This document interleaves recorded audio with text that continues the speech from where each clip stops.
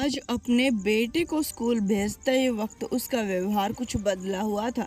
अपनी बेटी को देखकर वह रो रही थी, दुलार रही थी और कह रही थी कि बेटा आराम से रहना। मासूम को यह बात समझ नहीं आ रही थी कि माँ को हुआ क्या है। वह माँ को काफ़ी बार चुप कराने की कोशिश करता है और पूछता है कि माँ आज आपको हुआ क्या है।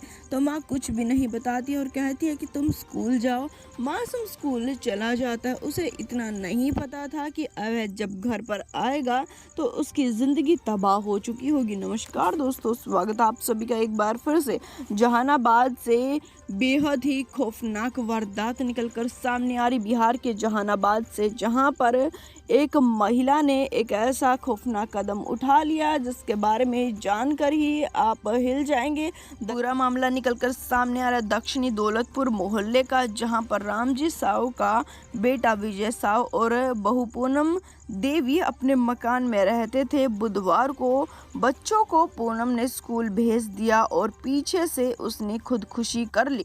जब मासूम स्कूल से लौटकर आता है तो अपने घर में इतनी भीड़ देखता है और अपनी माँ को देखता है मुर्दा, तो उसके पैरों तले से जमीन खिसक जाती है। मृतका ने कपड़े का फंदा बना सीलिंग फैन के हुक से लटक कर अपनी जीवन लीला को समाप्त कर लिया था। मृतका के मासूम बेटे ने बताया कि पापा किसी और लड़की से फोन पर बात करते थे। इसको लेकर मम्मी अक्सर ही परेशान रहा करती थी। मासूम बताता है कि बुधवार की सुबह जब हम लोग स्कूल चले गए थे तो मम्मी ने ये कदम उठाया है। मासूम बताता है कि सुबह माँ काफ़ी ज़्यादा रो रही थी, पर वह क्यों रो रही है मैं ज़्यादा समझ नहीं सका।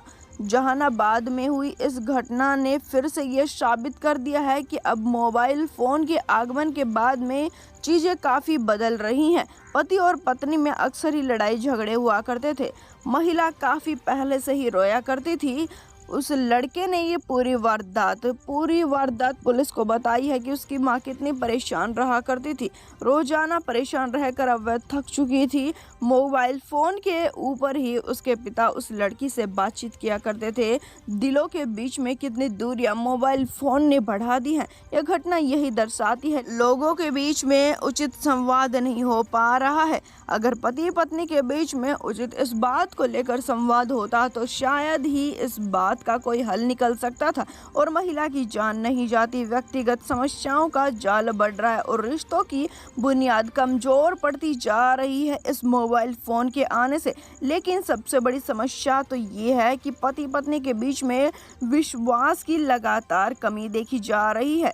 जब से मोबाइल फ़ोन का इस्तेमाल होने लगा है, ऐसी खबरें बढ़ने लगी हैं जहां पर क्या तो पति ने अपनी पत्नी की हत्या कर दी या महिला अपने प्रेमी के साथ में मिलकर पति की या फिर बच्चों की हत्या करवा देती है।